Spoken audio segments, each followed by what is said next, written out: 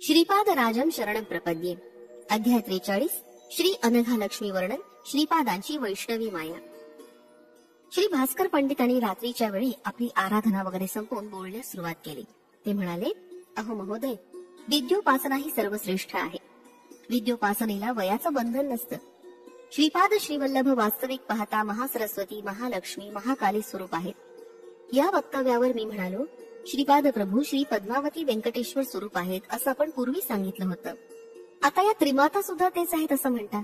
तसंच त्यांना अनघालक्ष्मी समवेत अनघदेव असं सुद्धा म्हटलं जातं. मला याचा बोध होत नाही, तेव्हा सर्व काही विस्तारपूर्वक सांगा. श्रीपाद प्रभूंचं विराट स्वरूप. तेव्हा ते महापंडित म्हणाले, बंधूनो, परमात्मा सर्व जीवराशीमध्ये विद्यमान आहे असं शास्त्राचं वचन आहे. पिपिलिकेपासून ब्रह्मापर्यंत तो सर्वात व्यापून आहे. श्रीपाद प्रभूंच्या अवतारात ते पिपिलिका स्वरूपात आणि ब्रह्मरूपात दोन्ही मध्ये आहेत. म्हणून सर्व सृष्टीत सृष्टी रूपाने ते उभे आहेत. ते संपूर्ण जीवन राशीतील चैतन्यात तादात्म्य स्थितीशी एकरूप होऊन असतात. हीच त्यांची विशेषता आहे. ते सर्व राशीत जीवराशी रूपाने राहून सुद्धा कोणत्याही जीवात त्यांचा स्पर्श जाणवत नाही. हीच त्यांची वैष्णवी माया आहे. सृष्टीची मर्यादा, परिमितता या संबंधी काही नियम मानण्यात येतात. श्रीपाद प्रभूंचे महासरस्वती, महालक्ष्मी, महाकाली रूपात असणं म्हणजे त्या चैतन्य रूपात ते व्यक्त होतात. ते चैतन्य रूप ते स्वतःच असतात. ज्या रूपाची अभिव्यक्ती होते त्या रूपात ते आपल्या योगमायेनं निरंतर तादात्म्य स्थितीत असतात. ते जेव्हा महासरस्वतीचं चैतन्य घेऊन तादात्म्य स्थितीत असतात तेव्हा चतुर्मुखी ब्रह्म स्वरूपाशी तादात्म्य पावतात. महासरस्वती असो अथवा हिरण्यगर्भ रूपानं असो, ते स्पर्श बंधनात असतात. याचप्रमाणे एकच आत्मा 4-5 पुरुष रूपात सुद्धा आविर्भूत असू शकतो. या आत्म्याची शक्ती स्त्री रूपानं एकाच वेळी 4-5 रूपात सुद्धा आविर्भूत होऊ शकते. तसंच पुरुष रूपाला स्त्री सुद्धा सगुण साकार रूप घेऊन विधी निर्णयानुसार निश्चित केलेल्या मर्यादेचं कटाक्षानं पालन करते. याप्रमाणे श्रीपाद प्रभू अनघालक्ष्मी समवेत अनघदेव होऊन वास्तव्य करतात. ते त्यांचं अर्धनारीश्वर रूप आहे. सध्या ते श्रीपाद श्रीवल्लभ रूपाने यतीश्वराच्या रूपात आहे. सगुण साकार रूपातील मर्यादा, परिमितता ते न चुकता पाळतात. ही धर्माची सूक्ष्मता आहे. धर्म वेगळा आणि धर्म सूक्ष्मता वेगळी असते. श्रीपाद प्रभूंनी दिव्य अनुभवांचा विशेष वर्षाव करण्यासाठी सृष्टीरूप धारण केला आहे. सृष्टीत असलेल्या तादात्म्य स्थितीमुळे मानवाला त्वरित गती मिळू शकते. हे त्याचं तात्पर्य आहे. श्रीपाद प्रभू जप, ध्यान, तपस्या करीत आणि त्याचं फळ स्वतः न घेता सृष्टीला देत. भक्तांची आधी व्याधीतून सुटका करण्यासाठी ते आपलं तपोफळ वाहून त्यांची कर्मबंधनातून सुटका करतात. जगन्नाथ आपल्या 4 शक्ती महासरस्वती, महालक्ष्मी, महाकाली, राजराजेश्वरी या विश्वातील दैवाभिव्यक्तीसाठी, विश्व परिपालनासाठी आविर्भूत करतात. अंबिका देवीला 3 स्थिती असतात: अतीत स्थिती, विश्वस्थिती, शक्ती स्थिती. सृष्टीचं कार्य चालण्यासाठी पराशक्ती अतीत स्थितीत असते. परमात्म्यात असलेल्या अनंत सत्यानं ती आपल्यात आकर्षित करून आपल्या चैतन्यात मिसळून त्यानंतर सृष्टीत जन्म घेते. नुसतं जन्म घेऊन तिचं कार्य पूर्ण होत नाही. ती सर्व जीवांना निर्माण करून त्यांना आपल्या घेऊन त्यांच्यात प्रवेश करून बळ देते. हा तिचा विश्वस्थायी स्वभाव आहे. व्यक्ती स्थायी असल्यानं ती मानवी व्यक्तित्वाला दिव्य प्रकृतीच्या मध्ये मध्यवर्ती अशी राहते. हेच अनघालक्ष्मी रूपात आविर्भवण्याचं रहस्य आहे. तिच्या मूलतत्वातून थोडासा अंशभाग घेऊन ती अवतार घेते. त्या अंशाच्या निर्वाहण्याचं काम पूर्ण झाल्यावर त्या अंशाला पुन्हा मूळ तत्वात आकर्षून घेते. अनघदेवाच्या संकल्पाशिवाय अनघालक्ष्मी एखादं छोटं कार्य सुद्धा करू शकत नाही. पण तीच प्रभूंचा प्रत्येक संकल्प पूर्णपणे पूर्णत्वास नेते. श्रीपाद श्रीवल्लभांच्या रूपात माता आणि पिता ही दोन्ही रूप असल्यानं त्यांचा विशेष अनुग्रह असतो. अनघालक्ष्मीच्या मुख्यतः 3 भूमिका आहेत. पदार्थ बोलाविषयी असणारी सच्चिदानंद भूमिका. या भूमिकेत या ठिकाणी अनंत अशी स्थिती, अनंत अशी शक्ती, अनंत असा दिव्य आनंद भरून असलेले लोक असतात. या भूमिकेतून या जीवाचं वर्णन करण्यास शब्द असमर्थ ठरतात. या सच्चिदानंद भूमिकेत खालच्या स्थितीत परिपूर्ण असा दिव्य चैतन्य सृष्टी लोक आहे. या भूमिकेत अनघालक्ष्मीची दिव्य चैतन्य महाशक्ती असते. वेदामध्ये या विश्वाचं महाश्लोक असं वर्णन केलं आहे. या लोकातील कर्मांना अपयश नसतं. प्रत्येक प्रक्रियेत ज्ञान, शक्ती, प्रयत्न न करता परिपूर्णतेस जाते. इथं दिव्य अशा आनंदाचा अनुभव निरंतर येतो. इथं असत्य, बाधा, दुःख, पीडा यांचा संपूर्ण अभाव असतो. या भूमिकेच्या खाली एक अज्ञान भूमिका आहे. येथील जनसमुदायात अज्ञान असतं. येथील लोकांमध्ये सुद्धा मन, जीव, शरीर असतं, परंतु त्यांचा अनुभव अपरिपूर्ण, परिमित आणि वैफल्याने युक्त असतो. राजराजेश्वरी महिमा. राजराजेश्वरी चैतन्य मातृमूर्तीमध्ये अनंतमयी करुणा ओतप्रोत भरलेली आहे. सर्व भक्तगणांना ती आपल्या बालकाप्रमाणे मानते. प्राणमयी, मनोमयी भूमिकेत अज्ञानी असणाऱ्या जीवांना असुर म्हटलं जातं. ते भित्रे, आत्मनिग्रही आणि तपस्वी असलेले अहंकारी असतात. प्राणमयी भूमिकेत अधिकारी पक्षात असलेल्यांना राक्षस म्हटलं जातं. त्यांची शक्ती अचाट असून त्यांचे भाव प्रचंड आणि तीव्र असतात. याशिवाय काही खालच्या स्तरातील निम्न प्राणमय भूमिकेत असणारे जीव असतात. त्यांना पिशाच किंवा प्रमादी असं म्हणतात. ते कोणतंही असुरी रूप आणि वेश धारण करू शकतात. खरं पाहता पिशाच ही कोणी व्यक्ती असू शकत नाही. केवळ एखादी इच्छा किंवा दुराशा अपूर्ण राहिली असता ती मनाचं काल्पनिक रूप असते. राक्षसांना बलवंत अशी प्राणमयी स्थिती असते. त्यांना मन असं काही नसतं. जे दिसेल त्यालाच घट्ट पकडून धरण्याचा ते प्रयत्न करतात. काली मातेचं रूप आपणास काळ्या श्याम अशा प्राणमयी स्थितीद्वारा दिसणारं रूप असतं. काली म्हणजे विध्वंसक शक्ती असते. सर्वांना दुःखी कष्टी करून त्यांची छिन्न भिन्न अवस्था करणारी ही अज्ञानी प्रकृती शक्ती आहे. महाकाली ही उन्नत भूमिकेत असते. ती साधारणपणे सुवर्ण रूपात असते. ती राक्षसांना महाभयंकर स्वरूपात दिसते. राजराजेश्वरी विवेकाची प्रतिनिधी आहे, तर महाकाली बलशक्तीची प्रतिनिधी आहे. या मातेमध्ये विनाशाची अफाट शक्ती असते. ही शक्ती प्रकट झाल्यास विनाश आणि संघर्ष करूनच शांत होते. महाकाली ही काली मातेपेक्षा वेगळी देवता आहे. ज्यावेळी साधकाला आपल्या साधनेत विघ्न आल्याचं समजतं, तेव्हा त्यानं आपल्या अंतरंगात असलेल्या महाकाली शक्तीला आवाहन करावं. असुरी, काली, श्यामा, महाकाली इत्यादींचं स्वरूप. काली, श्यामा या आद्य प्राणशक्ती होत. काली ही विध्वंसक शक्ती होय. महाकाली ही सुवर्ण वर्ण आणि असुरांना महाभयंकरी अशी आहे. राजराजेश्वरी विवेकाची स्वामिनी, तर महाकाली बलाची स्वामिनी आहे. महालक्ष्मीचं सौंदर्य अप्रतिम असतं. विवेक आणि शक्ती संपूर्णपणे मिळवण्यासाठी सौंदर्य असणं आवश्यक आहे.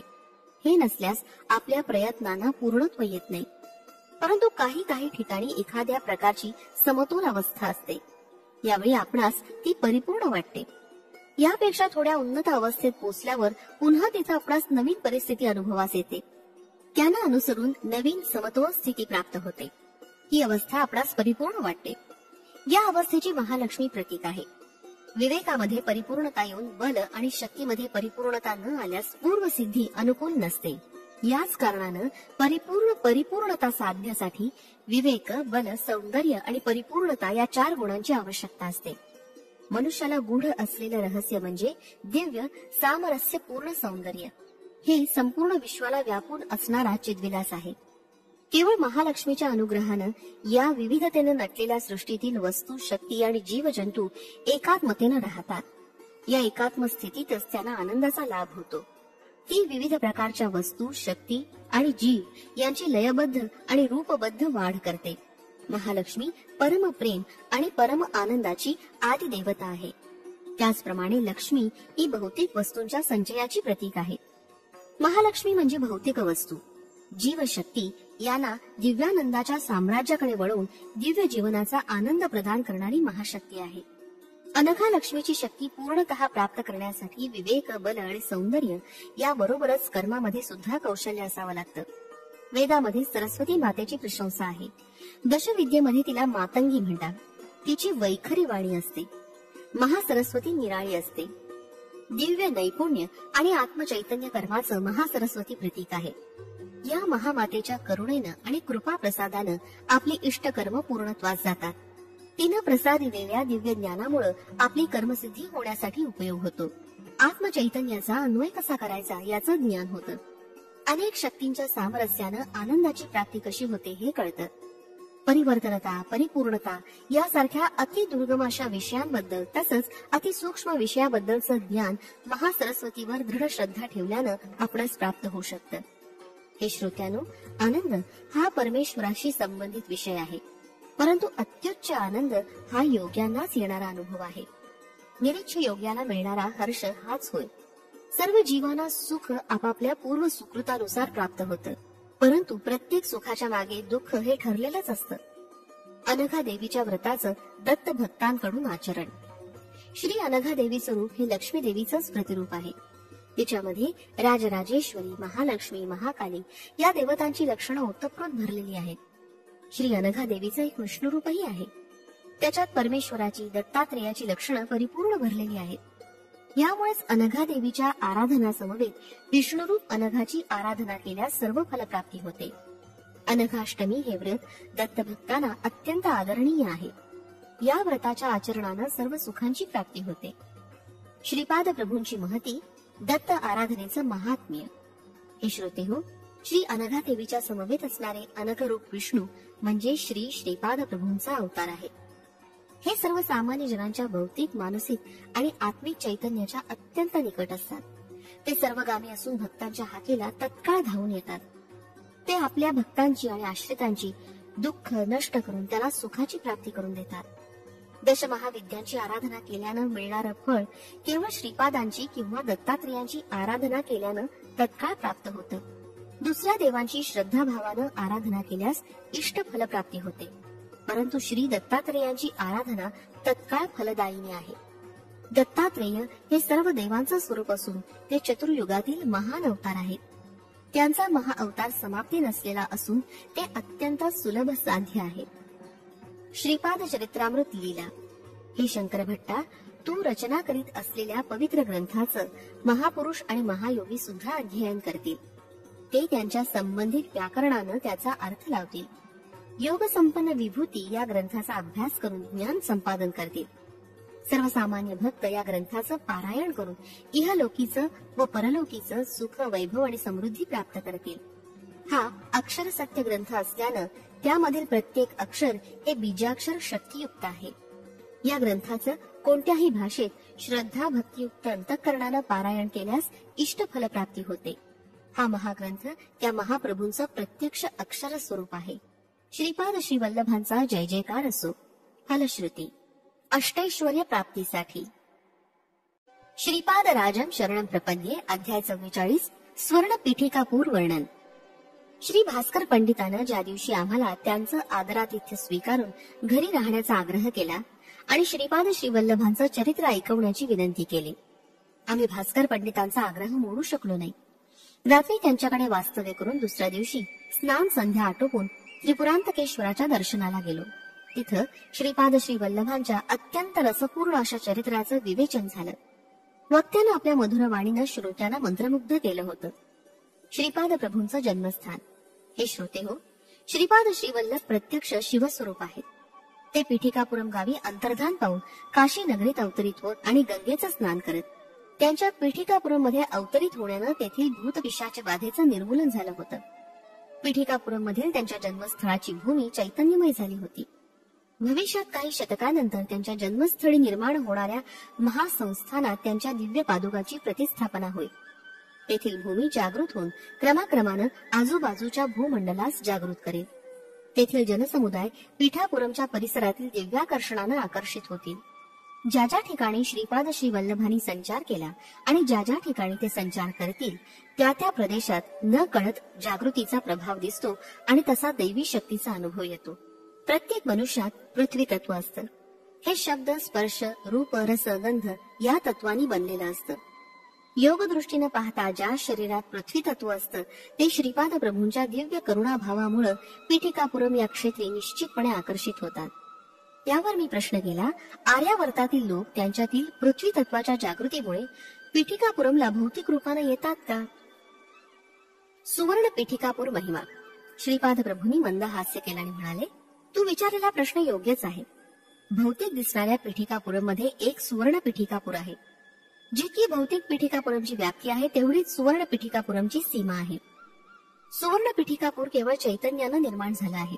वास्तविक पाहता साधकांमध्ये असलेल्या चैतन्याच्या संबंधित पदार्थ निर्माण होताना त्याला सुवर्ण पीठिकापुरात वास्तव्य करत असल्यासारखं वाटतं. या सुवर्ण पीठिकापुरातील चैतन्यामुळे हजारो दिव्य किरणांची आभा निर्माण होते. योगी तपस्वी महापुरुष या सुवर्ण पीठिकापुरात राहण्यासाठी उत्सुक असतात, परंतु हे दिव्य पुरुष आपल्या सामान्य दृष्टीला अगोचर असतात. सुवर्ण पीठिकापूर केवळ योगचक्षु, ज्ञानचक्षु असलेल्या साधकांनाच गोचर असतं. काशीतील पंचकोश यात्रा विशेष. सुवर्ण पिठिकापुराप्रमाणे सुवर्ण काशी नावाचं एक दिव्य क्षेत्र आहे. ते भौतिक काशीच्या विस्तारा एवढंच आहे. सुवर्ण काशी चैतन्यमय पदार्थांनी निर्मित आहे. काशी यात्रां गमिष्यामि तत्रैव निवासाम्यहम इति ब्रुवाण सततम काशीवास फलम लभेत, असं शास्त्रवचन आहे. मी काशीला जात आहे आणि तिथंच राहण्याचा विचार करत आहे, असं सतत म्हणणाऱ्या लोकांना सुद्धा काशीवासाचं फल प्राप्त होतं. सुवर्ण काशीत निवास करण्यासाठी आणि काशी विश्वेश्वराच्या दर्शनासाठी प्रत्येकानं त्याचं निरंतर मोठ्या श्रद्धाभावानं चिंतन केलं पाहिजे.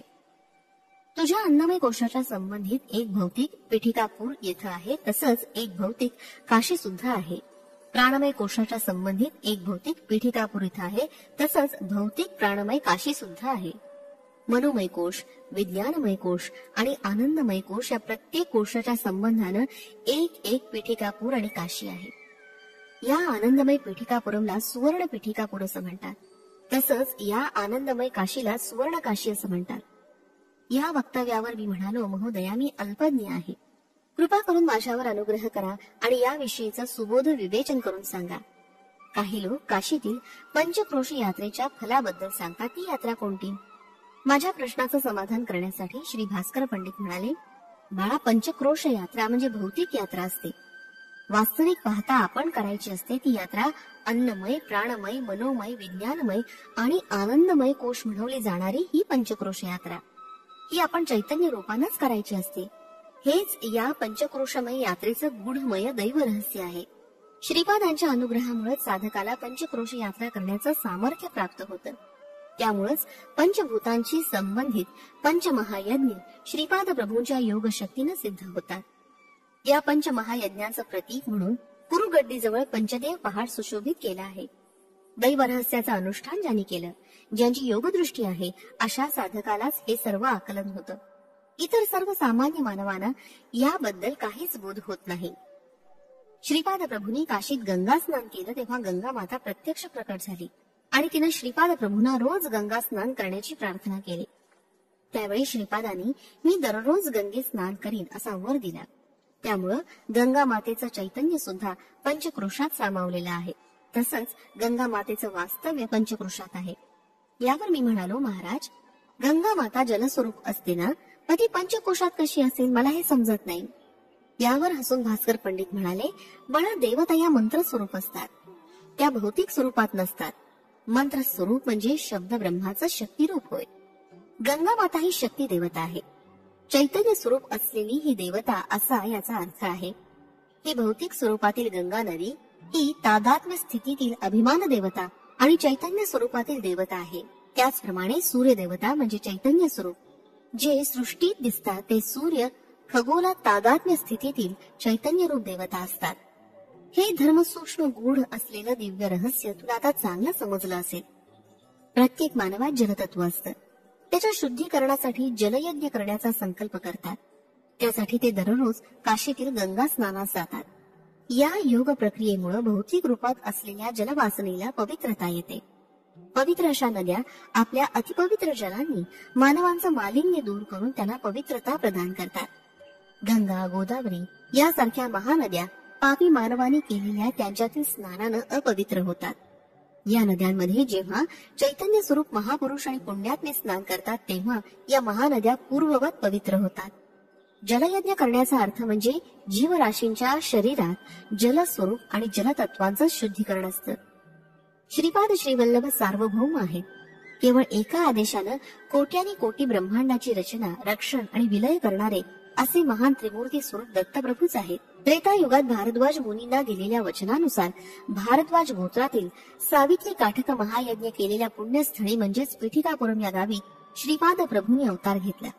त्यांच्या अवताराचं प्रयोजन महायोग्यांना, महासिद्धांना, महापुरुषांना अनुग्रहित करून त्यांच्या कर्मी धर्माचा उद्धार करायचा आहे. त्यांनी या अवतारानंतर नरसिंह सरस्वती नामरूपानं अवतार घेणार असल्याचं सांगितलं. या दिव्य वचनावर जे कोणी अविश्वास दाखवतील त्यांना आणि श्रीपाद प्रभूंच्या अवताराची जे अवहेलना करतील त्यांना पिशाच योनी प्राप्त होईल. ते बलहीन आणि अत्यंत हीन दीन अवस्थेत प्राप्त होऊन नरक यातना भोगतील. अशा पापी व्यक्तींना गाणगापूर इथं श्री नृसिंह सरस्वती स्वामींच्या अवतारात विमुक्ती मिळेल असं श्रीपादांनी सांगितलं आहे. तो लिहित असलेला श्रीपाद श्रीवल्लभ यांचा चरित्रामृत ग्रंथ अक्षरशः अक्षर सत्य ग्रंथ आहे. हा ग्रंथ सर्व भाषांमध्ये अनुवादिला जाईल. या महान ग्रंथाचं कोणत्याही भाषेत पारायण केलं असता त्याचं विशिष्ट फळ प्रत्येकालाच मिळेल. याचं भाषांतर करणाऱ्याची योग्यता असणाऱ्यांची निवड ते स्वतःच करतील. या ग्रंथाचा अनुवाद करणारे आणि अनुवाद करण्यास सहाय्य करणारे संबंधित यांच्यावरही महाराजांची विशेष कृपा होईल. हा ग्रंथ पुण्य मंदिरात ठेवून त्यांची पूजा केल्यास त्यांना कृपालाभ होईल. या ग्रंथ पारायणानं कलियुगात सर्व शुभ गोष्टी घडतील असं महाप्रभू म्हणाले. तुझं हे ग्रंथ लेखनाचं काम श्रीचरण तुझ्याकडून पूर्ण करून घेतील. त्यावर मी म्हणालो, महाराज तुम्ही सांगितलेलं सर्व योग्यच आहे, पण मी पंडित मुळीच नाही. शिवाय वेद वेदांताचे ज्ञानाविषयी मी अनभिज्ञ आहे. या अल्पज्ञाकडून आपण केवढं महत्कार्य करून घेत आहात याचं मला आश्चर्य वाटतं आणि आनंदही होतो. यावर भास्कर पंडित म्हणाले, खरं तर असं दत्तविधानच आहे की निषिद्ध पदार्थांना रोग बळावतात, परंतु आश्चर्य असं की अद्भुत अशी महत्कार्य काही न येणाऱ्या सामान्य व्यक्तीकडून करून घेण्याचा श्रीपाद प्रभूंचा नित्य विनोदी स्वभाव आहे. हे त्यांच्या दिव्य शक्तीचंच निदर्शन आहे. एके दिवशी एक संन्यासी पिठिकापुरम मधील कुक्कुटेश्वर मंदिरात आले. त्यावेळी श्रीपाद श्रीवल्लभ बाल अवस्थेत होते. श्री नरसिंह वर्मा महाशय आणि श्री व्यंकटप्पय्या श्रेष्ठी महाशय बालक श्रीपाद श्रीवल्लभांना घेऊन घोडागाडीतून कुक्कुटेश्वराच्या मंदिरात आले. त्यावेळी ते संन्यासी स्वयंभू दत्त मंदिरात ध्यान अवस्थेत बसले होते. त्यांना पाहून श्रीपाद श्रेष्ठींना म्हणाले, या साधूला मंदिरात काय येऊ दिलं? नरसिंह वर्मा श्रीपादांना हलकेच म्हणाले, अरे बाळा, ते संन्यासी आहेत, त्यांना राग आल्यास आपणास ते शाप देतील. श्रीपाद म्हणाले, म्हणजे यांना राग सुद्धा येतो? तर मासे पकडून ज्यांच्या जवळ माशांचा वास येतो त्यांना का संन्यासी म्हणावं?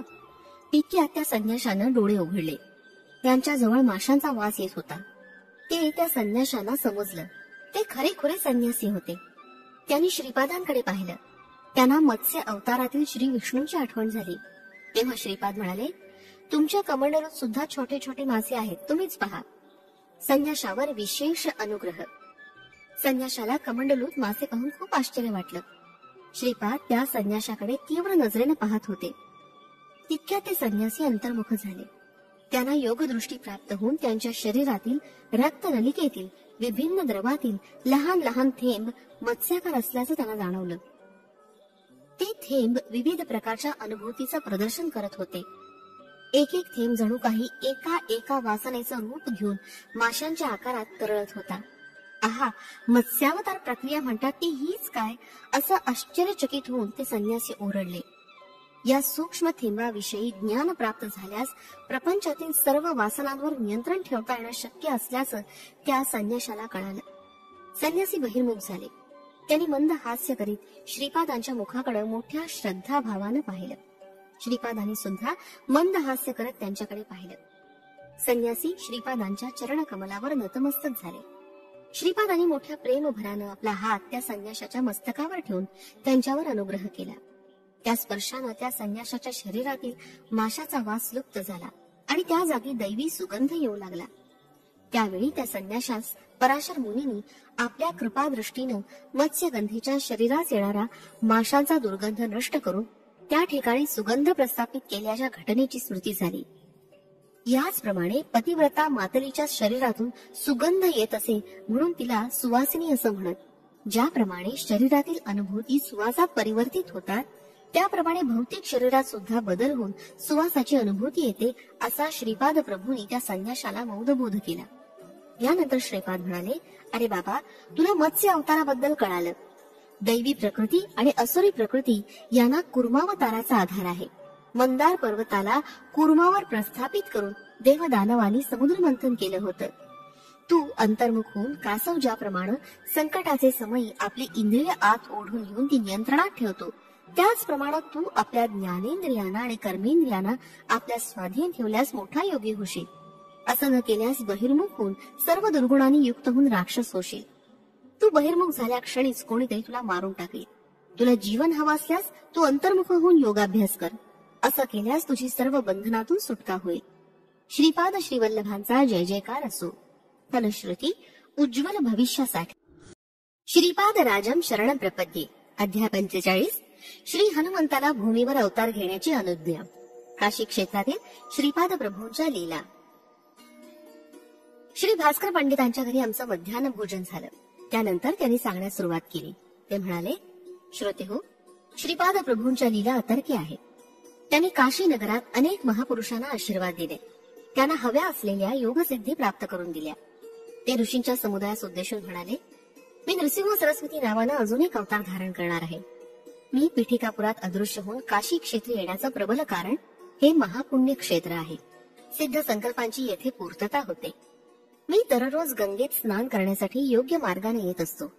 मी नृसिंह सरस्वती अवतारात इथेच संन्यास दीक्षा स्वीकारणार आहे. येत्या शतकात क्रियायोगाचं ज्ञान इच्छिणाऱ्या गृहस्थाश्रमी लोकांना बोध करण्याच्या निमित्तानं श्यामाचरण नावाच्या एका साधकाला येथे काशीत जन्म घेण्याचा आदेश देत आहे. येणाऱ्या युगात ब्रह्मज्ञानी हनुमंताला श्यामाचरणांजवळ क्रियायोग शिकण्यास सांगितलं आहे. हे त्रिवार सत्य आहे. हनुमंताला सीता, राम, लक्ष्मण आणि भरताचं दर्शन. तेवढ्यात श्रीपाद प्रभू ऋषी संघांबरोबर योग मार्गाचं अनुसरण करत बदरिका वनात येऊन पोहोचले. तिथं त्यांनी नरनारायण गुहेत अनेक शिष्यांना क्रियायोग दीक्षा दिली. तिथून 12 कोस दूर असलेल्या उर्वशी कुंडाजवळ ते आले. ऋषी गंगेत सुद्धा त्यांनी स्नान केलं. 5000 वर्षापासून तपस्या करत असलेल्या सर्वेश्वरानंद नावाच्या महायोग्यास श्रीपाद प्रभूंनी आशीर्वाद दिला. तिथून ते नेपाळ देशात गेले. इथं एका पर्वतावर राम नामाच्या ध्यानात मग्न असलेल्या हनुमंतास श्रीराम, सीता, लक्ष्मण, भरत आणि शत्रुघ्न या सर्वांचं दर्शन एकत्रितपणे श्रीपादांनी घडवलं. ते हनुमंताला म्हणाले, हे हनुमंता, तू रामनामाचा किती कोटी जप केलास याचा अंदाज लागत नाही. इतक्या थोड्या काळात तू रामनामाचा एवढा महान जप केलास की चित्रगुप्ताला सुद्धा त्याचा हिशेब ठेवणं अशक्य झालंय. यामुळेच तू चिरंजीव पदास प्राप्त झालास. तू कालातीत आहेस. तुझं आयुष्य किती लक्ष वर्ष आहे हे चित्रगुप्ताला सुद्धा लिहिणं अशक्य आहे. तू कलियुगात अवतरित हो. जितेंद्रिय होऊन सर्वांना वंदनीय होशील. राम बीज महिमा. यावर हनुमंत म्हणाला, प्रभू रामबीज हे अग्निबीजच आहे. त्यांच्यामुळेच मला अग्निसिद्धी प्राप्त झाली. मी देहबुद्धीनं तुमचा अंश आहे. आत्मबुद्धीनं मी तुमचंच स्वरूप झालो आहे. मी कोणत्या स्वरूपात अवतार घ्यावा ते मला सांगा. श्रीपाद प्रभू मंद हास्य करून म्हणाले, तू शिवांश रूपाचा रामभक्त हो. अरबी भाषेत अल म्हणजे शक्ती आणि अहा म्हणजे ती शक्ती धारण करणारा, म्हणून अल्लाह म्हणजेच शिवशक्ती स्वरूप असा त्याचा अर्थ आहे. इतकी वर्ष सीतापती म्हणून माझी सेवा केलीस. आता यवन जातीच्या लोकांनी अंगीकार करण्यायोग्य असा शिवशक्ती स्वरूप अल्लाह नावानं माझी आराधना कर. यावर हनुमंत म्हणाला, प्रभू, मला भारद्वाज महर्षी त्रेता युगात सावित्री काठक पिठापुरात करणार असल्याचं ज्ञात होतं. त्यावेळी दिलेल्या वरामुळे तुम्ही भारद्वाज गोत्रात जन्म घेणार असल्याचं मला समजलं होतं. त्यामुळे मी तुम्हाला सोडून कोणत्याही परिस्थितीत राहू शकत नाही. तुमचं आणि माझं गोत्र एकच आहे, त्यामुळे मी तुमचा मुलगाच आहे, होय ना? श्रीपाद प्रभू आणि हनुमंताचा संवाद. यावर श्रीपाद प्रभू म्हणाले, बालका हनुमंता, तू धारण केलेला देह हा भारद्वाज गोत्राचा आहे. यावर हनुमंत म्हणाला, अल्ला मलिक याचा अर्थ अल्लाह सर्वांचा मालक आहे असाच ना? श्रीपादांनी मोठ्या प्रेमभरानं हनुमंतास आलिंगन दिलं आणि म्हणाले, हनुमंता, तू देहबुद्धी सोडून दे. तू माझाच अंश आहेस. प्रभू, याचा मी अंगीकार करतो की मी तुमचाच अंश आहे. हनुमंत म्हणाला, मी या भूमीवर तुमचं कार्य करून नंतर मूळ तत्वात विलीन होऊन जाईन, तेव्हा अंश अवतारही पूर्णपणे नष्ट होईल. अंश अवतारात मूळ तत्व निरंतर माझ्या सोबतच राहतील. ती तत्व जेव्हा फोफावतील तेव्हा तुमच्या शक्ती संपदा आणि मूळ तत्वानी मला धरून ठेवा. यावर श्रीपाद म्हणाले, अरे हनुमंता, तू फारच बुद्धिवान आहेस. ज्या माझ्या शक्ती आहेत त्या तुझ्याच आहेत. मी नृसिंह सरस्वती अवतारात श्रीशैल्याजवळील कर्दळी वनात गुप्तपणे 300 वर्ष योग समाधीमध्ये राहीन. त्यानंतर प्रज्ञापूर म्हणजे सध्याचं अक्कलकोट गाव इथं स्वामी समर्थ या नावानं प्रसिद्ध होईल. हा अवतार समाप्त करते वेळी साई रूपानं तुझ्यात अवतरित होईल.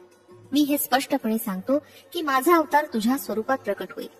त्यावेळी तू एका समर्थ सद्गुरूंच्या अवतारात प्रसिद्ध पावशील. यानंतर हनुमंत म्हणाला, प्रभू, मी तुमचा सेवक अल्लाह मालिक आहे असं म्हणत संचार करेन. जीवत्व बुद्धीमुळे मी आपला अंश असून सुद्धा आपल्याप्रमाणे प्रवर्तन करू शकणार नाही. आपले श्रीचरण म्हणजे प्रत्यक्ष दत्तप्रभूच. आपणात आणि माझ्यात अंतर असणं कसं शक्य आहे? मी तुमच्या स्वरूपात आणि तुम्ही माझ्या स्वरूपात बदलल्यास आपणातील अद्वैत सिद्ध होईल. यासाठी आपण मला दत्तप्रभूंच्या सायुज्यतेचा प्रसाद द्या. श्रीपाद प्रभूंनी कालपुरुषास आपल्या जवळ येण्याची आज्ञा केली. कालपुरुष श्रीपाद प्रभूंसमोर हात जोडून उभा राहिला. तेव्हा श्रीपाद प्रभू म्हणाले, हे कालपुरुषा, हा हनुमंत कालातीत आहे. मी याला माझी सायुज्यता प्रसाद रूपानं दिली आहे. याला नाथ असं संबोधन देत आहे. आजपासून तो साईनाथ या नावानं संबोधन केला जाईल. आज दत्त जयंती साजरी करूया. हनुमंतातील चैतन्य दत्त स्वरूपात प्रकट झालं. हे पाहून ऋषी समुदाय श्रीपाद प्रभूंकडे आश्चर्यानं पाहू लागला. तेवढ्यात हनुमंताच्या शरीरातील जीवाणूंचं विघटन झालं. त्यातून अनसूया माता प्रकट झाली. ती श्रीपाद वल्लभांना पाहून म्हणाली, बाळ कृष्णा, तू किती उत्तम मुलगा आहेस. तुला जन्म दिला तेव्हा सर्वसाधारण मातेला होणाऱ्या प्रसव वेदना मला झाल्या नाहीत. मातेला अशा वेदनेमध्ये सुद्धा एक प्रकारचं सुख असतं. त्यात माधुर्याची अनुभूती येत असते. परंतु तुझ्या जन्माच्या वेळी मी या सुखापासून वंचितच राहिले. तू माझ्या पोटी पुन्हा जन्म घेणार नाहीस ना? ही तुझी वैष्णवी माया मला समजत नाही. यावर श्रीपाद प्रभू म्हणाले, हे माते, पुत्रांना मातेची धर्मबद्ध इच्छा पूर्ण करायचीच असते. तुझ्या गर्भातून प्रकट झालेला हा हनुमान आहे. त्याला माझी सायुज्य स्थिती प्राप्त करून दिली आहे. एका प्रकारे सांगायचं म्हणजे माझ्या मायेने मी तुझ्या पोटी पुन्हा जन्म घेत आहे. थोड्याच वेळात तुला तीव्र प्रसव वेदना होतील. अनसूया मातेनं 3 शिरे असलेल्या दत्तमूर्तीस जन्म दिला. थोड्याच वेळात ती मूर्ती अंतर्धान पावून तिच्या मांडीवर एक शिशु प्रकट झाला. त्या नवजात शिशुला अनसूया देवीनं स्तनपान करवलं. ही घटना घडल्यानंतर थोड्याच वेळात हनुमंताचं स्वरूप दिसलं. त्यांच्या समोर श्री रामचंद्र उभे होते. त्यानंतर हनुमान म्हणाला, म्लेंछ धर्मातील चांगली तत्व आणि सनातन धर्माची उत्तम तत्व या दोघांचा समन्वय करण्याचा आम्ही प्रयत्न करीन. म्लेंछ लोकांचा सुद्धा गुरु असावा ना? यावर श्रीपाद म्हणाले, मेहबूब सुभानी नावाचा एक महाज्ञानी माझ्यात सामावलेला आहे. तो वारिफ अलिफ या नावानं अवतरित होईल. तो तुझा गुरु होऊन योग रहस्याचं ज्ञान देईल. क्रियायोगाचं ज्ञान श्यामाचरण नावाचे गुरु देतील. त्यांच्याकडून तुला हवे असलेले वर प्राप्त होतील. माणिक प्रभूंचा आविर्भाव. प्रभू, तुम्ही पद्मावती व्यंकटेश्वर स्वरूप असल्याचं मी ऐकलं होतं. तुमची आराधना जाणणाऱ्या वैष्णव स्वामींना सुद्धा तुमचा अनुग्रह प्राप्त झाला. यानंतर श्रीपाद प्रभू म्हणाले, निरंतर माझं स्मरण करून माझ्या चैतन्य रूपात तुझ्या मनाला सदैव लीन कर. गोपालराव नावाचे महावैष्णव तुझे गुरु होतील असा मी तुला वर देत आहे. ते श्री व्यंकटेश्वराचे भक्त होऊन व्यंकण्णा या नावानं संबोधित होतील. त्यांच्या महाप्रयाणानंतर त्यांच्या अस्थी काही काळापर्यंत एका मातीच्या भांड्यात घालून भूमीमध्ये सुरक्षित ठेव. माझी सूचना मिळाल्यानंतर तू ते भांड उघडून पहा. त्यात व्यंकटेशाची मूर्ती असेल. त्या मूर्तीची तू पूजा कर. मी प्रसन्न होईल आणि तुला इच्छित वर प्रदान करीन. यावर हनुमंत जानकी मातेस म्हणाला, माते, तुम्हाला अत्यंत प्रेमानं आणि वात्सल्य भावानं एक माणिक मोत्यांचा हार दिला होतास. त्या हारातील माणिक मोत्यात राम शोधण्यासाठी मी दगडानं ते माणिक मोती फोडले. परंतु त्यात श्रीराम दिसले नाही म्हणून तो हार मी फेकून दिला. या महान अपराधाची मला क्षमा करावी. यावर श्रीपाद प्रभू म्हणाले, देवाच्या सान्निध्याशिवाय कोणतंही कार्य पूर्णतेस जात नाही. तो माणिकांचा हार मी व्यवस्थित ठेवला आहे. तो हार दत्त स्वरूप आहे यात शंकाच नाही. माझ्यात असलेल्या आत्मज्योतीनं मी त्या हारात प्राण ओतला आहे. तो माणिकांचा हार गुरु स्वरूपाच्या दिव्य तेजानं तळपत होता. ते गुरु स्वरूप माणिक प्रभूंच्या स्वरूपात प्रसिद्ध पावे. श्रीपाद श्रीवल्लभ म्हणजे बद्रीनाथ क्षेत्रातील नारायण स्वरूपच आहे. ते पुन्हा मानव देह धारण करणार आहेत. परंतु त्यांचं नाम आणि रूप कसं असेल हे कोणीच जाणू शकत नाही. श्रीपाद प्रभूंचं द्रोणागिरी पर्वताजवळील शंबलगिरी ग्रामात वास्तव्य. श्रीपाद प्रभूंचे मामा व्यंकटावधारी महाराज विद्यार्थ्यांना वेदांचं शिक्षण देत असत. त्या स्थळाच्या जवळच एक नारळाचं झाड होतं. त्या वेधशाळेच्या दिव्य परिसरात एक वानर वेद ध्ययनाकडे आकर्षित झालं होतं. ते झाडावरील नारळ न तोडता किंवा इतर कोणत्याही वस्तूला हात न लावता मोठ्या श्रद्धाभावानं वेदांच्या पाठाचं श्रवण करत असे. श्रीपाद प्रभूंनी मोठ्या निरागस भावानं विचारलं, मामा, भगवंताच्या अवताराप्रमाणे नारळाच्या झाडाचा अवतार असतो का? कृष्णा, हा कसा तुझा प्रश्न? प्रश्नाला सुद्धा अर्थ असावा. यावर श्रीपाद म्हणाले, तसं नव्हे मामा. झाडाला फळं येतात. त्या फळातील बीजापासून पुन्हा नवीन झाडाची उत्पत्ती होते. याप्रमाणे ही प्रक्रिया बीजापासून झाड आणि त्याच्यापासून पुन्हा बीज निर्मित चालूच असते. तेवढ्यावर त्यांचं संभाषण थांबलं. याच वेळी त्यांच्या शेजारी असलेल्या झाडाचे एक मोठे नारळ खाली पडले. ते नारळ श्रीपादांनी आपल्या हातात घेतले. त्या वानराकडे पाहून श्रीपाद म्हणाले, तुला रिक्त हस्तानं पाठवणं मला योग्य वाटत नाही. माझ्या हाताने तुला हे नारळ प्रसाद म्हणून देत आहे. श्रीपादांनी ते नारळ त्या वानराच्या हाती देऊन मोठ्या प्रेम भावानं त्याच्या पाठीवरून हात फिरवला आणि म्हणाले, तू माझ्याकडून अजून एक नारळ मागू नकोस. तुला हे मान्य असल्यास मी तुला नारळ देईन. वानरांना होकारार्थी मान हलवली. तो नारळ घेऊन ते वानर आनंदाने निघून गेले. प्रत्यक्ष ते वानर कोण होते? श्रीपादांनी ते नारळ त्याला का दिले? अजून एक नारळ देणार नाही असे ते का म्हणाले? काही प्रयत्न न करता ते नारळ खाली कसे पडले आणि कोणासाठी? या सर्व प्रश्नांची उत्तरं कोण देऊ शकेल? श्रीपाद प्रभूंच्या लीला अद्भुत, अगम्य आणि अनाकलनीय आहेत हेच खरं.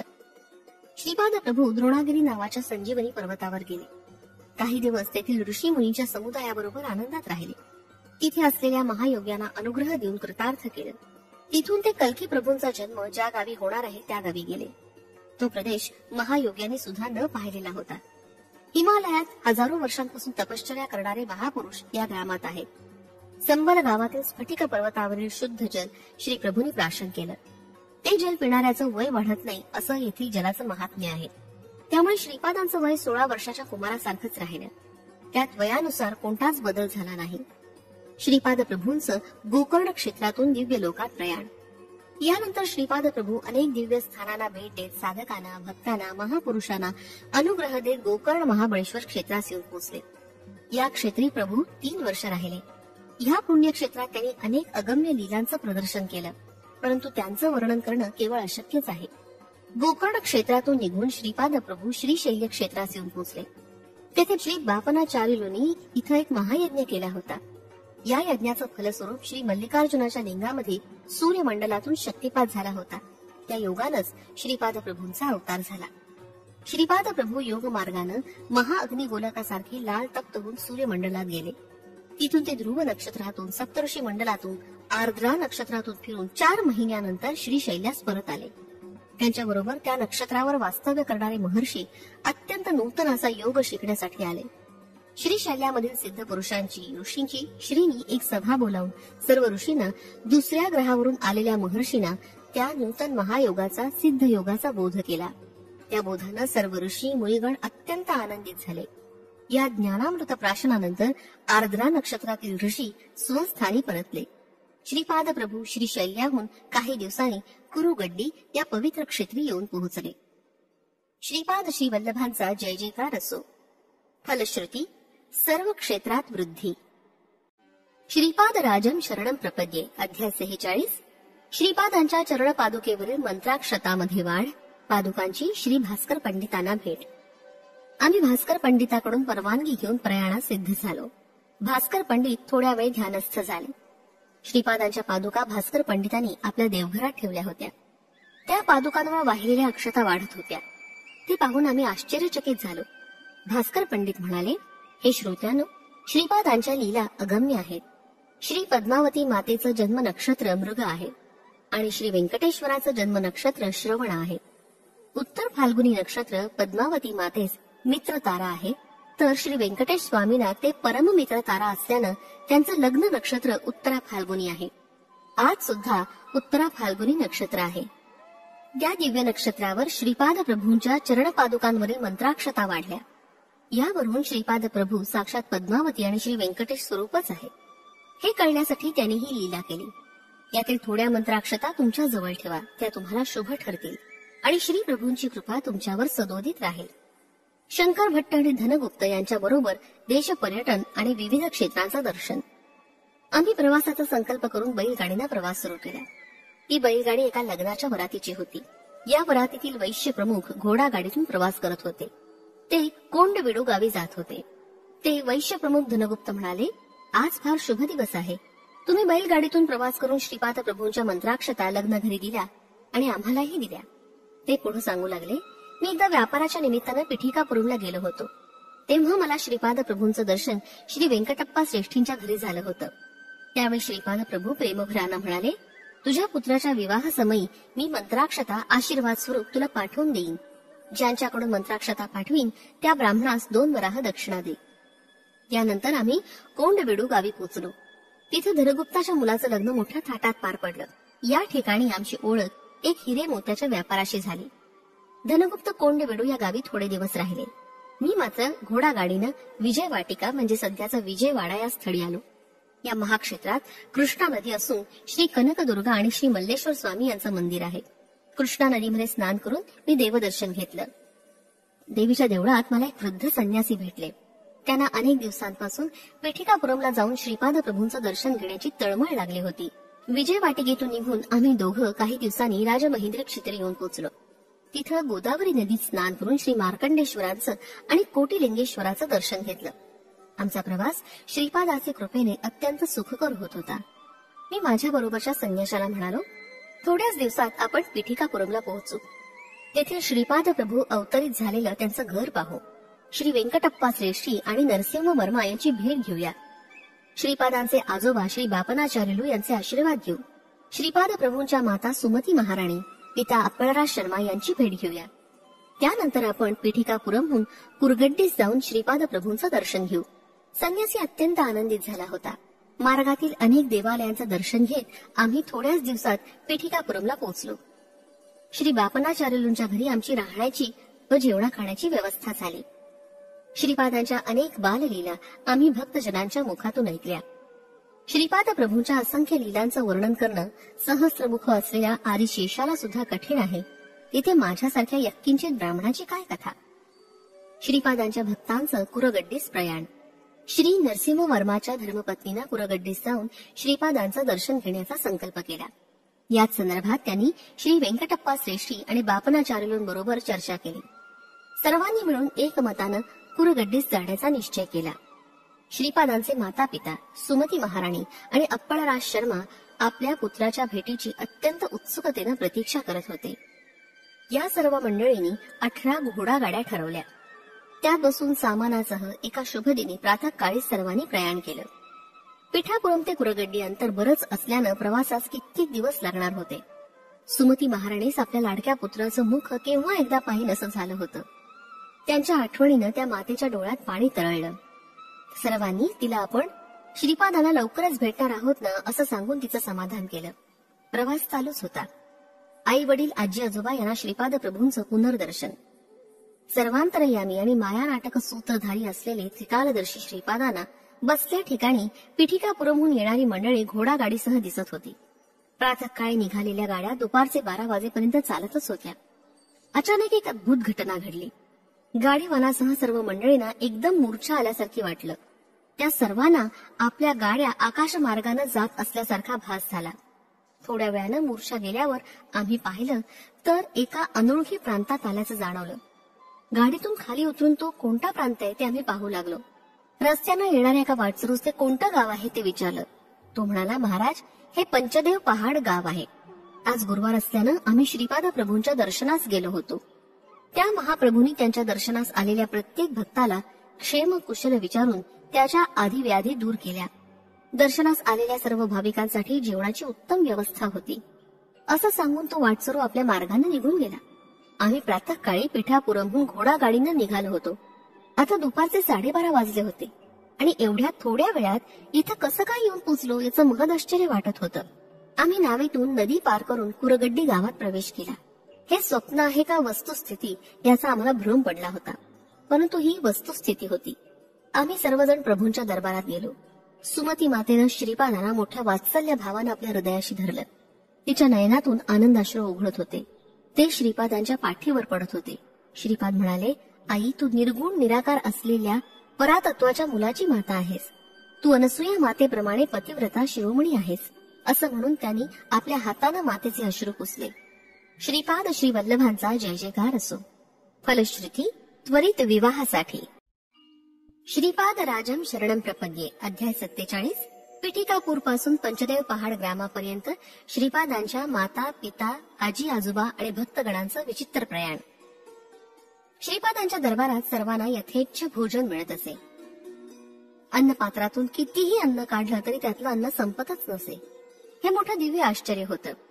सर्व प्राणीमात्रांनी भरपूर अन्न खाल्ल्यावर जलचरांना सुद्धा तो प्रसाद मिळावा या उद्देशानं अन्नपात्रातील उरलेलं अन्न कृष्णा नदीत सोडण्यात येईल.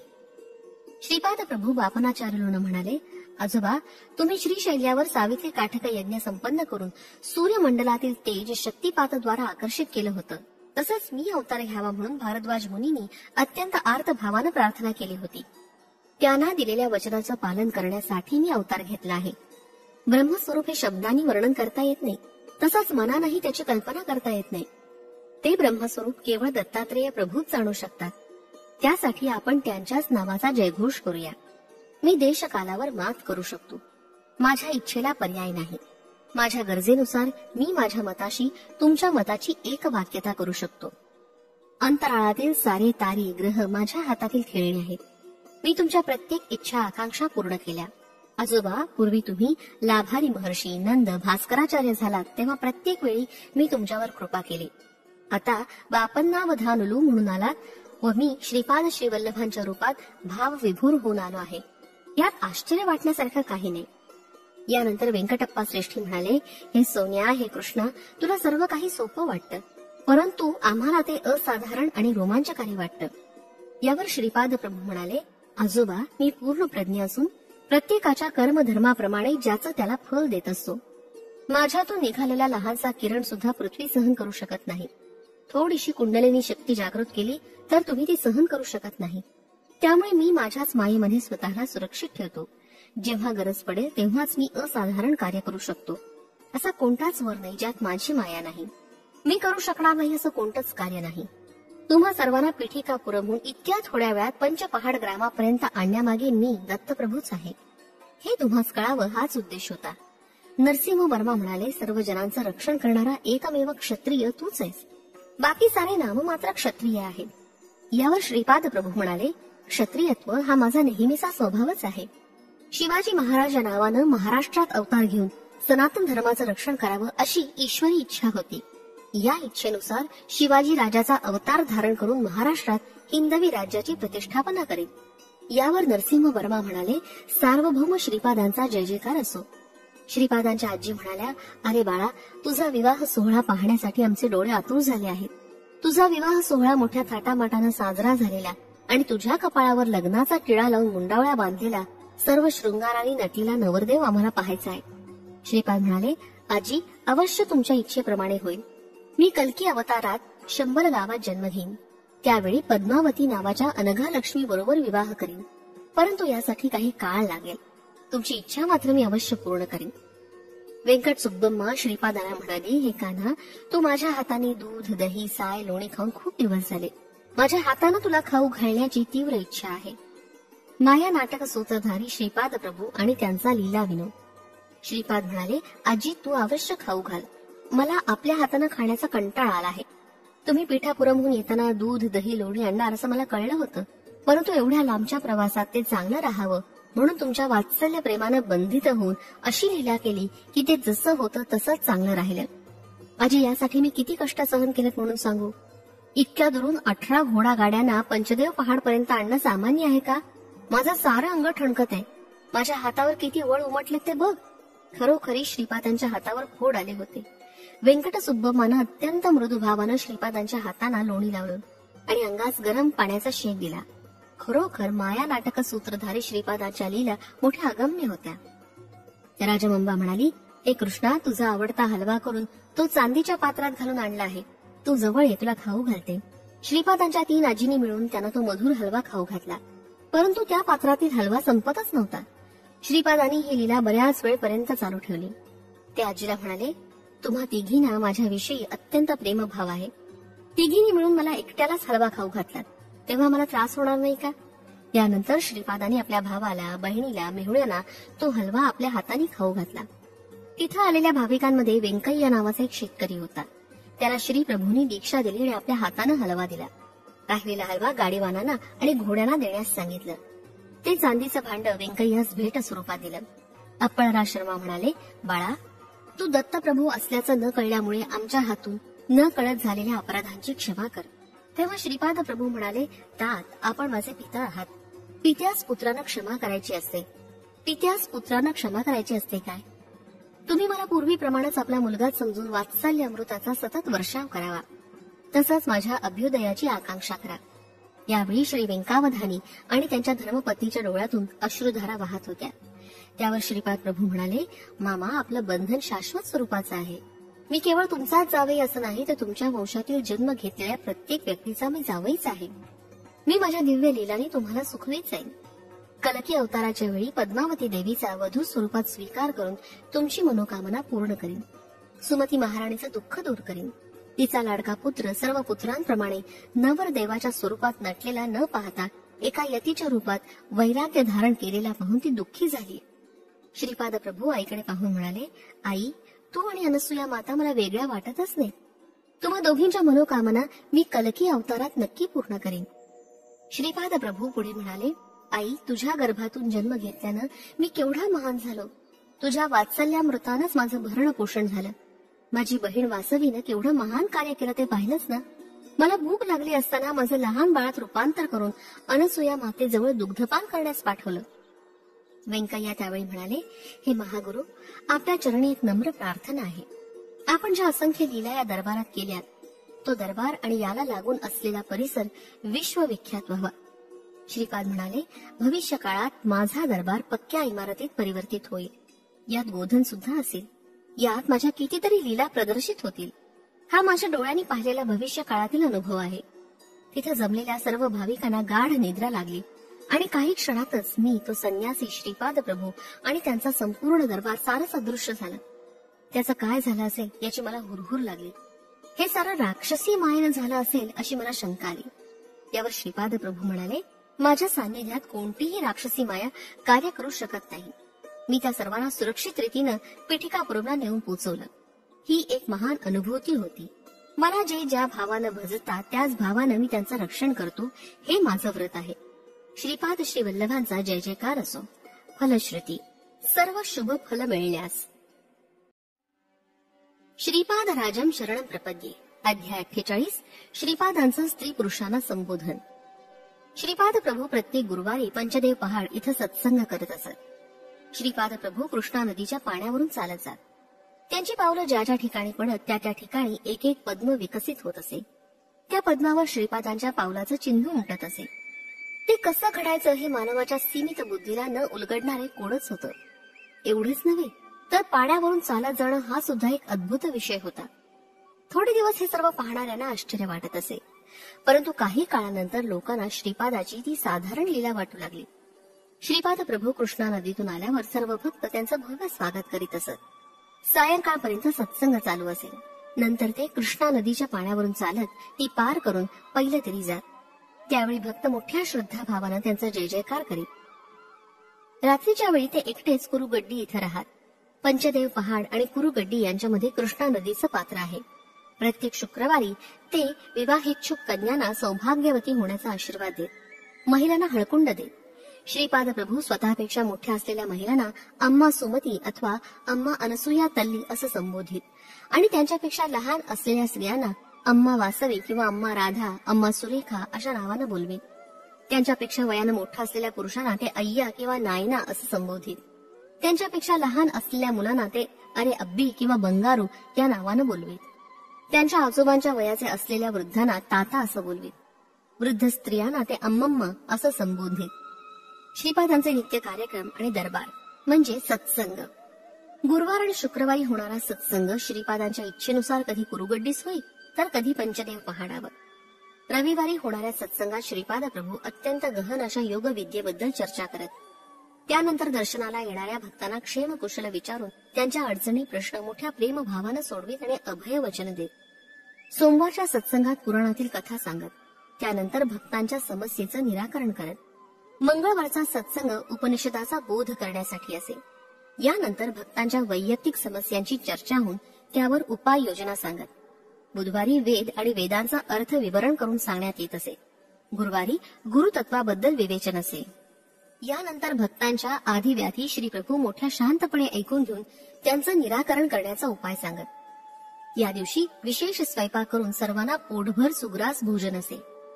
या जेवणाचं वैशिष्ट्य असं की श्रीपाद प्रभू पंक्तीत स्वतः काही पदार्थ वाढत असत. काही भाग्यवंतांना त्यांच्या हातानं घास देत. त्यांच्याकडे अन्नधान्याचा किंवा धनाचा कधीच अभाव नसे. शुक्रवारच्या सत्संगात ते श्रीविद्येबद्दल बोध करीत आणि सर्वांना विधीपूर्वक हळकुंडाचा प्रसाद देत. शनिवारी शिवाराधना महात्म्याबद्दल बोध करीत. श्रीपाद प्रभूंचा सत्संग ज्यांना लाभला ते खरोखर धन्य होत. श्री प्रभूंचे भक्त भाजीपाला, ज्वारी, रागी वगैरे आपल्या शेतात पिकलेलं धान्य आणीत. दररोज भक्तांना अन्नदान असे, परंतु गुरुवारी विशेष स्वयंपाक केला जाईल.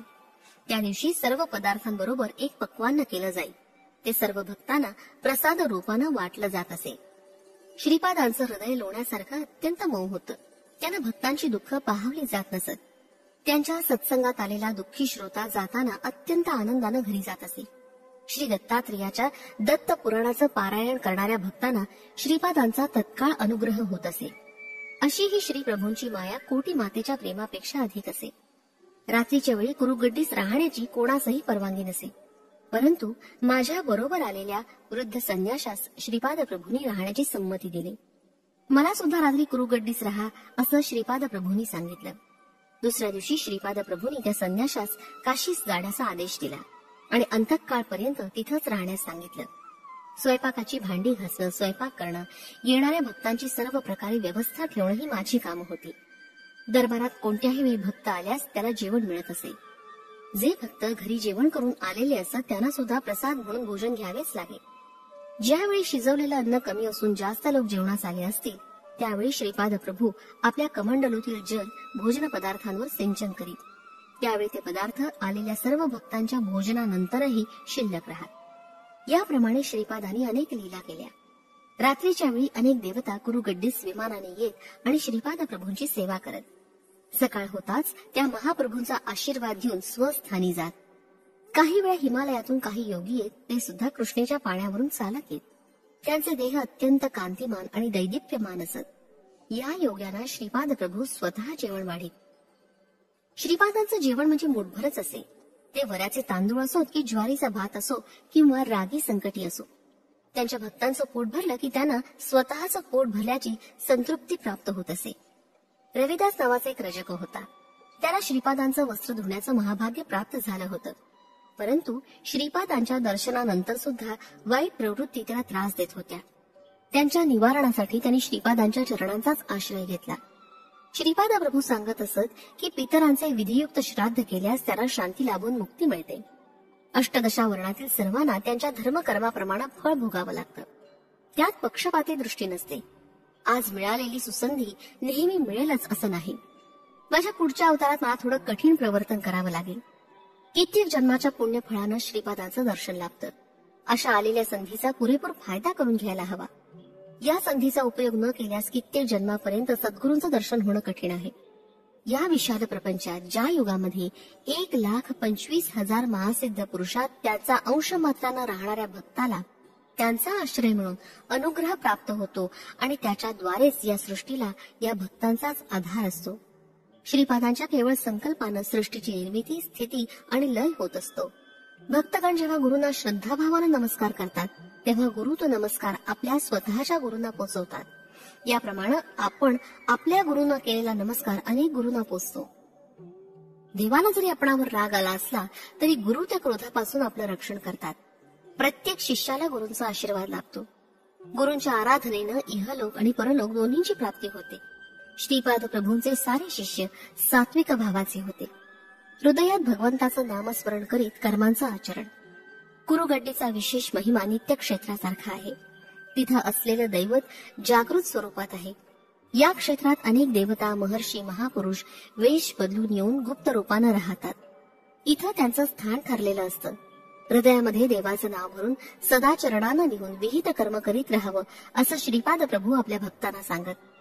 प्रत्येकाच्या धर्माप्रमाणे वर्तन करून त्या योगे पूर्वीच्या पापाचा क्षय करून त्यानंतर पुण्यकर्म करून त्याचा कर्ताभाव स्वतःकडे न घेतल्यास त्या कर्माचं शुभ फल प्राप्त होतं. श्रीपाद प्रभूंच्या या दिव्य वचनाचं पालन केल्यास आपली जीवन नौका या भवसागरातून सुलभतेनं पैलतीने जाईल. श्रीपाद श्री वल्लभांचा जय जयकार असो. फलश्रुती आर्त, अर्थार्थी, जिज्ञासू, मुमुक्षु यांना चारी पुरुषार्थ सिद्धीसाठी. श्रीपाद राजम शरणम प्रपद्ये. अध्याय 49. श्रीपाद प्रभूंचे कर्म विनाशा संबंधीचं विधान. 33 संख्या विशेष. कुरुगड्डीतील श्रीपादांचे कार्यक्रम. श्रीपाद प्रभू एकदा म्हणाले, शंकर भट्टा, आपण ज्याचे अनुष्ठान करतो ती अग्निविद्या आहे. अग्नि उपासना करणं श्रोत्रिय लक्षण आहे. तुझी अग्नि उपासना म्हणजे विझलेल्या शेगडीवर स्वयंपाक करण्यासारखी आहे. यावर मी श्री प्रभूंचा जय जयकार करून म्हणालो, महाराज, माझ्या जीवनानंतर सुद्धा ही शेगडी अशीच राहणार आहे. यावर श्रीपाद प्रभू म्हणाले, तुझ्या विझलेल्या शेगडीत स्वतःची शक्ती नाही. माझ्या योग शक्तीनं त्या शेगडीवर केलेला स्वयंपाक प्रसादरूप होऊन भक्तांची दैन्य दुःख हरण करत आहे.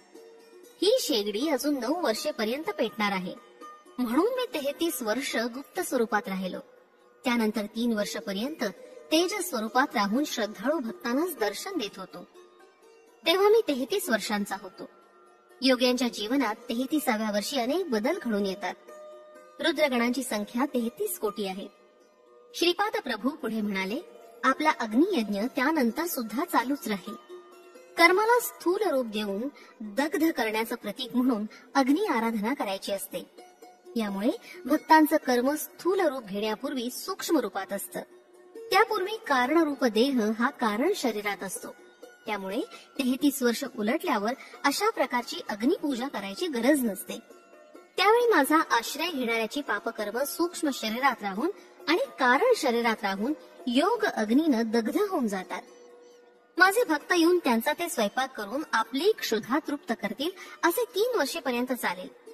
त्यानंतर या स्थूल रूपात अग्निपूजा करण्याची आवश्यकता नाही. पृथ्वी यज्ञाचा मी प्रारंभ केला आहे. तो यशस्वी रीतीने चालू आहे. तसंच जलयज्ञ सुद्धा मी सुरू केला आहे. तो सुद्धा मोठ्या थाटात साजरा होत आहे. आता अग्निपूजा आणि अग्नियज्ञाची सुरुवात करायची आहे. तो यज्ञ सुद्धा अप्रतिम होईल यात शंकाच नाही. समस्त जीवराशीतील अग्निस्वरूप माझच आहे. सर्वांचे शुद्धीकरण मीच करतो. सर्वांचा नाश करणारा सुद्धा मीच आहे. पंचतत्वा संबंधित यज्ञाबद्दल माझ्या इतकी माहिती कोणालाच नाही. एके दिवशी एक नवदाम्पत्य श्रीपाद प्रभूंच्या दर्शनास आलं होतं. त्यांना पंचदेव पहाडावरील दरबारात राहण्याची प्रभूंनी आज्ञा केली. त्या आदेशानुसार ती दोघं पती पत्नी पंचदेव पहाडावरील दरबारात गेली. परंतु 2 दिवसातच तो युवक गतप्राण झाला. या अकस्मात मृत्यूनं ती नववधू अत्यंत घाबरून गेली. ती म्हणाली, प्रभू आपल्या भक्तांचं रक्षण करतात आणि त्यांची कृपादृष्टी सर्वांवर असते असं मी ऐकलं होतं. परंतु आज तर हे अघटितच घडलं. ती दुःखानं रडू लागली. त्यांचे नातेवाईक ही बातमी कळताच पंचदेव पहाडावर आले. त्या शवाचं दहन करावं का करू नये असा प्रश्न सर्वांना पडला. श्रीपाद प्रभूंच्या आज्ञेशिवाय तो मृतदेह दरबाराच्या बाहेर नेता येणार नाही असं दरबारातील सेवाधारी म्हणू लागले. तेवढ्यात श्रीपाद प्रभू दरबारात आले. शोकसागरात बुडालेल्या त्या नववधूनं श्रीपाद प्रभूंना आपल्या दुर्भाग्याची कर्म कहाणी सांगितली. श्रीपाद प्रभू म्हणाले, कर्माचं फल भोगणं अनिवार्य असतं.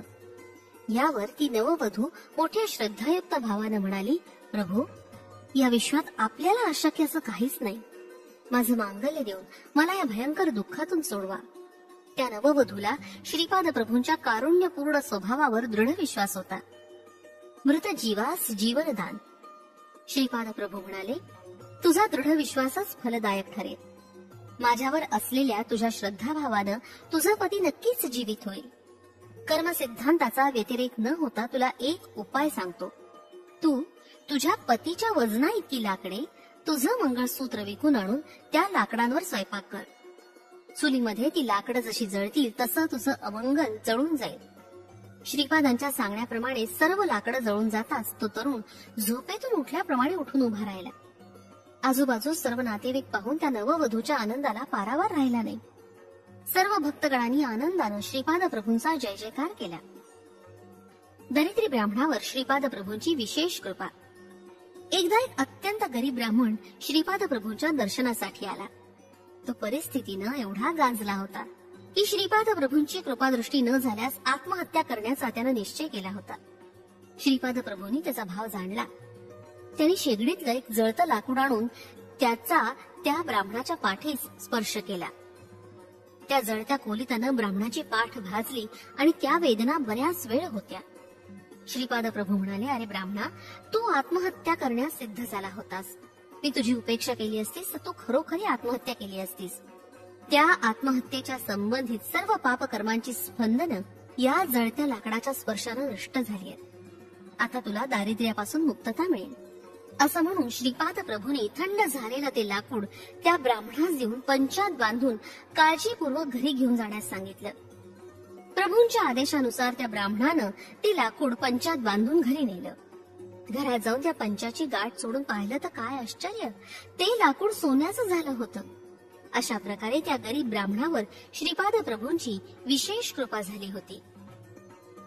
श्रीपाद प्रभूंनी अनेक भक्तांच्या पापाचं अग्नियज्ञानं दहन केलं होतं. काही वेळा ते भक्तांना वांगी, भेंडी, भोपळा अशा फळभाज्या आणण्यास सांगत. त्या भाज्यांच्या रूपानं भक्तांच्या पापकर्माची स्पंदनं आकर्षून घेत. अशा प्रकारच्या भाज्या स्वयंपाकात वापरून भक्तांना खाण्यास देत. त्यामुळे ते कर्मबंधनातून मुक्त होत. एकदा एक उपवर कन्या श्रीपादांच्या दर्शनासाठी आली. तिचा विवाह कुठे जमतच नव्हता. तिला कुजदोष म्हणजे मंगळ दोष असल्यानं प्रभूंनी तिला कंद आणावयास सांगितला. त्या कंदाची भाजी त्या मुलीसह तिच्या कुटुंबियांनी खावी असं प्रभूंनी सांगितलं. त्याप्रमाणे केल्यानंतर कर्मबंधनातून मुक्तता होऊन तिचा एका योग्य वराबरोबर विवाह झाला. श्रीपाद प्रभू काही लोकांना गायीचं तूप आणून स्वयंपाकासाठी देण्यास सांगत, तर काहींना गायीच्या तुपाचा दिवा देवासमोर लावण्याचा आदेश देत. घरात अत्यंत बिकट परिस्थिती असल्यास किंवा कन्येच्या विवाहासंबंधीच्या अडचणी असल्यास त्यांना श्रीपाद प्रभू दर शुक्रवारी राहू काळाच्या वेळी म्हणजे सकाळी 10:30 ते 12 पर्यंत अंबिकेची पूजा करण्यास सांगत. श्रीपाद प्रभूंचा एक भक्त एकदा खूप आजारी झाला. त्याच्या कुटुंबियांना प्रभूंनी त्याच्या खोलीत एरंड्याच्या तेलाचा दिवा लावून तो सतत तेवत ठेवण्यास सांगितलं. तो दिवा कोणत्याही परिस्थितीत विझायला नको असं त्यांना बजावून सांगितलं. असं केल्यावर तो भक्त लवकरच रोगमुक्त झाला. एका भक्ताची आर्थिक परिस्थिती अत्यंत बिकट होती. त्याला श्रीपाद प्रभूंनी गायीच्या तुपातील दिवा 8 दिवस अखंडपणे तेवत ठेवण्यास सांगितलं. असं केल्यानंतर त्यांच्या घरात लक्ष्मीचा वरदहस्त प्राप्त झाला. अशा कितीतरी नवीन नवीन पद्धतीद्वारा श्रीपाद प्रभूंनी आपल्या भक्तांची पापकर्मापासून मुक्तता केली. या सर्व पद्धती समजून घेणं सामान्य माणसाला असाध्य आहे. श्रीपाद श्री वल्लभांचा जय जयकार असो. फलश्रुती समस्त कर्मदोषापासून निवृत्ती. श्रीपाद राजम शरणम प्रपद्ये. अध्याय 50. गुरुनिंदा केल्यानं दारिद्र्य प्राप्ती. एक वृद्ध ब्राह्मण पोटदुखीच्या त्रासानं कुरुगड्डी श्रीपाद प्रभूंच्या दर्शनास आला. त्याच्या वेदना एवढ्या असह्य होत्या की त्याला त्या वेदना सहन करण्यापेक्षा आत्महत्या केलेली बरं असं वाटू लागलं. नामस्मरण महिमा. त्या ब्राह्मणाने श्रीपादांचं दर्शन घेऊन आपली व्यथा दूर करण्याची अत्यंत कारुण्यपूर्ण वाणीनं प्रार्थना केली. तेव्हा श्रीपाद प्रभू म्हणाले, अरे विप्रा, तू पूर्वजन्मी अनेक लोकांना आपल्या कठीण वाणीनं दुखावलंस. अनेकांना आपल्या हृदयभेदी कठोर शब्दांनी घायाळ केलंस. त्या कर्माचं फलस्वरूप तुला या जन्मी ही पोटदुखीची व्याधी जडली आहे. मानवास या कलियुगात पापदोषापासून मुक्त होण्याचा नामस्मरण हा एकच मार्ग आहे. भगवंताच्या नामस्मरणानं वायुमंडळ शुद्ध होतं. मी कुरुगड्डी येथे नामस्मरण महायज्ञाची सुरुवात करणार आहे. त्या नामाबरोबर श्रीकारही जोडणार आहे. त्यामुळे चिरस्थायीपणे परा, पश्यंती, मध्यमा आणि वैखरी अशा 4 वाणी नियंत्रित होतील. जे भक्त दिगंबरा दिगंबरा श्रीपाद वल्लभ दिगंबरा आणि श्री दत्ता दिगंबरा असं मनस्फूर्तीनं नामस्मरण करतील त्यांना मी अत्यंत सुलभपणे प्राप्त होऊन त्यांच्या मनोकामना पूर्ण करेन. त्या व्याधीग्रस्त ब्राह्मणाला श्रीपाद प्रभूंनी 3 दिवस 3 रात्री कुरुगड्डी येथे राहून दिगंबरा दिगंबरा श्रीपाद वल्लभ दिगंबरा असा जप करण्यास सांगितलं. या आदेशाप्रमाणे तो वृद्ध ब्राह्मण 3 दिवस आणि 3 रात्री कुरुगड्डीस राहिला आणि अत्यंत श्रद्धाभावानं त्याने जप केला. त्या ब्राह्मणाची पोटदुखी कमी झाली. श्रीपाद म्हणाले, वायुमंडलास आज पूर्वीसारखं वाग्जल भरून आहे. आपण उच्चारलेलं प्रत्येक वाक्य प्रकृतीतील सत्व रजतम या 3 गुणांनी किंवा 1 अथवा 2 गुणांनी परिपूर्ण असतं.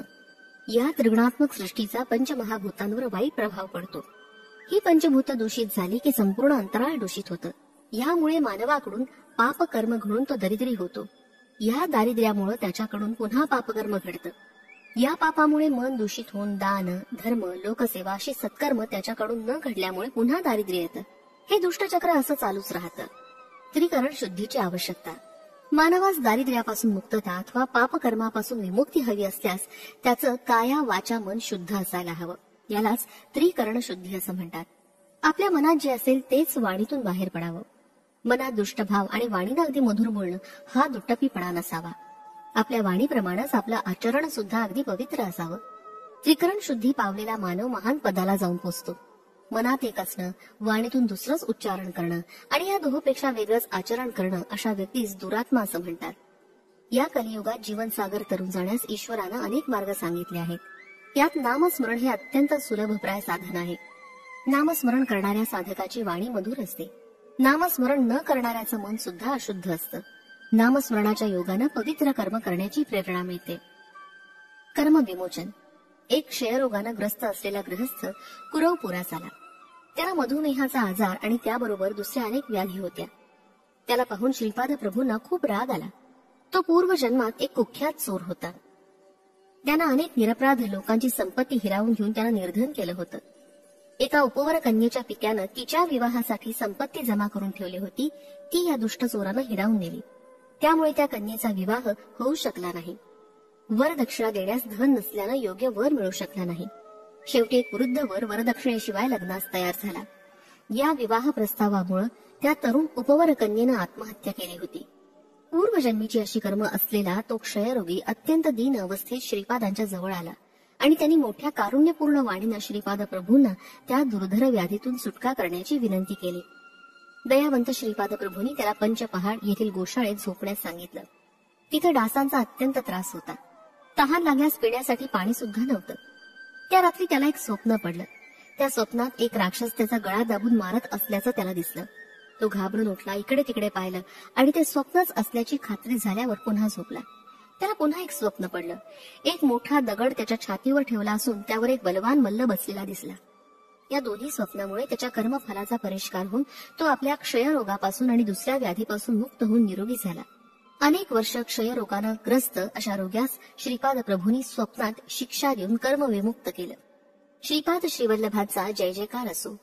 फलश्रुती गुरुनिंदा केल्यामुळं आलेलं दारिद्र्य दूर होण्यास. श्रीपाद राजम शरणम प्रपद्ये. अध्याय 51. जलोदरापासून रक्षण. ग्रंथ पारायण महिमा. मी कुरवपूरला असताना अश्विन कृष्ण द्वादशी आली. त्या दिवशी हस्त नक्षत्र होतं. कृष्णा नदीत स्नान करून श्रीपाद प्रभू थोडा वेळ ध्यानस्थ बसले. ध्यानातून उठल्यावर त्यांनी मला अजून एकदा स्नान करून येण्यास सांगितलं. त्यांच्या आज्ञेनुसार मी पुन्हा एकदा कृष्णेत डुबकी मारून आलो. तेव्हा प्रभू म्हणाले, अरे शंकर भट्टा, मी गुप्त रूपात राहण्याची वेळ आली आहे. मी कृष्णा नदीत अंतर्धान पाहून या कुरवपुरात गुप्त रूपानं संचार करीन आणि नंतर नृसिंह सरस्वती नावानं संन्यासी रूपानं धर्माच्या उद्धारासाठी अवतार घेईन. तो लिहित असलेला श्रीपाद श्रीवल्लभ चरित्रामृत महापवित्र ग्रंथ भक्तांना कल्पतरू समान लाभप्रद होईल. तो अक्षर सत्य ग्रंथ असेल. दिगंबरा दिगंबरा श्रीपाद श्रीवल्लभ दिगंबरा या माझ्या नावाचा जयघोष सर्वत्र होईल. या ग्रंथाचं पारायण केल्यानं प्रपंच सुखरूप होईल. इहलोक आणि परलोकात सौख्य प्राप्त होईल. या ग्रंथातील प्रत्येक शब्द हा वेद वाक्या समान मानला जाईल.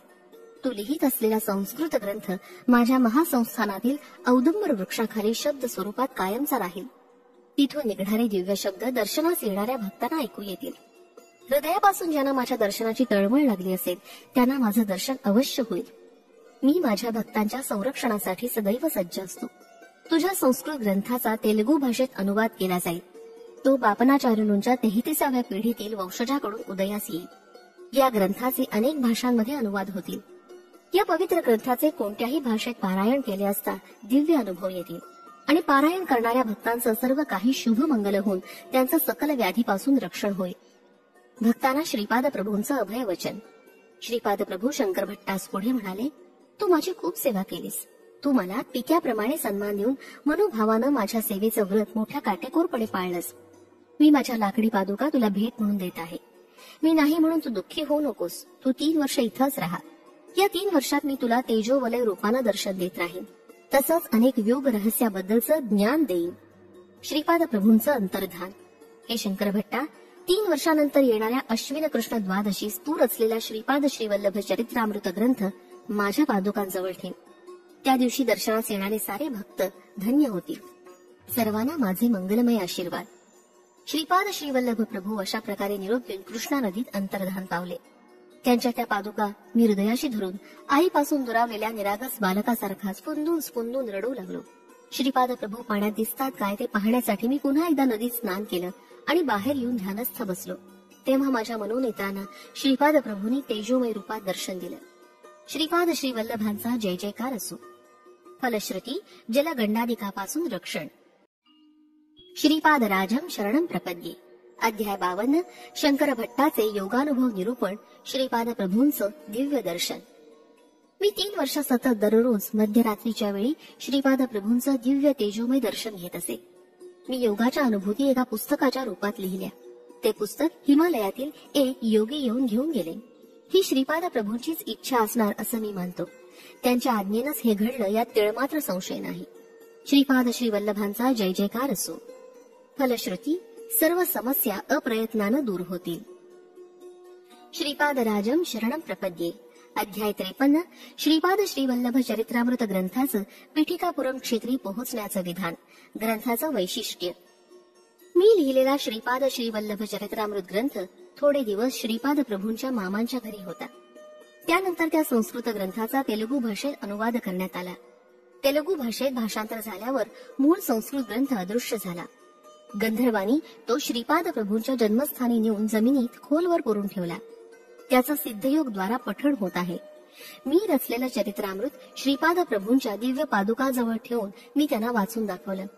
ऐकण्यास आलेले 5 भक्त ते श्रवण करून धन्य झाले. मी पंडित नाही, त्यामुळे कोणता अध्याय वाचला असता काय फळ मिळेल ते सांगू शकत नाही. श्री बापनाचार्यूंच्या 33व्या पिढीच्या कालखंडात या ग्रंथाची तेलुगू भाषेतील प्रत उदयास येईल. ज्या भाग्यवंत व्यक्तींनी हा ग्रंथ उदयास आणला त्यांनी श्रीपाद प्रभूंच्या जन्मस्थळी जाऊन तेथील महासंस्थानाच्या पवित्र परिसरात पारायण करून हा ग्रंथ श्रीपाद प्रभूंच्या चरणी अर्पण करावा.